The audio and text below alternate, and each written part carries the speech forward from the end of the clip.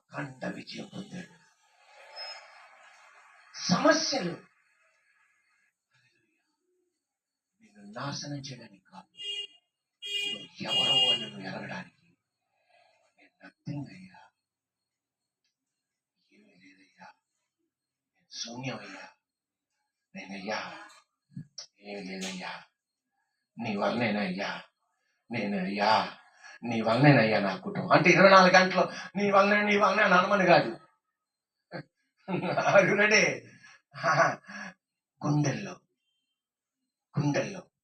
నీ హృదయాంతరంగంలో ఒకటి మోగాలి, ఇది నీ వల్లనే జరిగింది ప్రభు.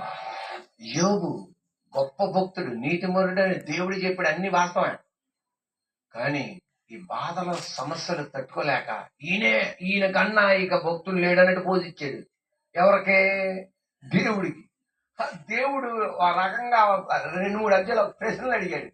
ప్రశ్నలు అడగానే దెబ్బకే ప్రభా నాయనా నన్ను క్షమించు నాయన, బుద్ధి లేక నేనెవరినో నాకు అర్థమైందయ్యా. యోబు గ్రంథం 42 వాక్యం. యోబు గ్రంథం 42 వాక్యం స్టార్ట్. జ్ఞానము లేని మాటల చేత ఆలోచనను నిరర్ధకము చెయ్యు వీడెవడం, అలాగున వివేచన లేని వాడనైన నేను ఏమీయూ నెరగక నా బుద్ధికి మించిన సంగతులను గురించి మాట్లాడితే దేవా నన్ను క్షమించయ్యా, ఏదేదో మాట్లాడితేనయ్యా. యోబు గ్రంథం 42:6. కావున నన్ను నేను అసహించుకొని ధూళిలోను బూడిలలోను పడి పశ్చాత్తాపడుచున్నానయ్యా. మళ్ళా చదవండి ఆ వాక్యం, మళ్ళా చదవండి. యోబు అంటున్నాడు, పిచ్చి ప్రశ్నలన్నీ అడిగానయ్యా, నిన్ను పిచ్చి ప్రశ్నలన్నీ అడిగానయ్యా, నాకేంటి కష్టాలని నోటికొచ్చినవి అన్ని అడిగానయ్యా. కానీ నాకు అర్థమైంది, అసలు నేను బతకడమే కష్టం, నేను ఎవరినో అని నాకు అర్థమైంది. ఏం చెప్తాడు చూడండి.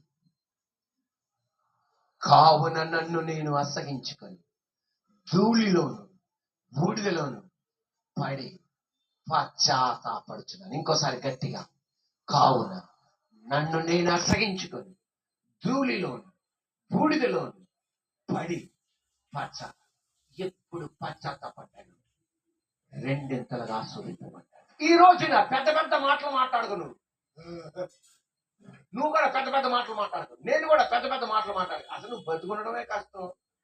అది ఓవర్గా నువ్వు నన్ను చూస్తున్నావా, చెప్పండి, నువ్వు నన్ను చూస్తున్నావా, ఈ బాధలన్నీ నాకే పెడతావా, ఇవన్నీ మాట్లాడాడు పెద్ద అయ్యాడు. యోగ మాట్లాడాడు. అయ్యా బుద్ధి లేక ఇలాంటి మాటలన్నీ మాట్లాడా, నన్ను క్షమించు తండ్రి, పశ్చాత్తాపడగానన్నాడు.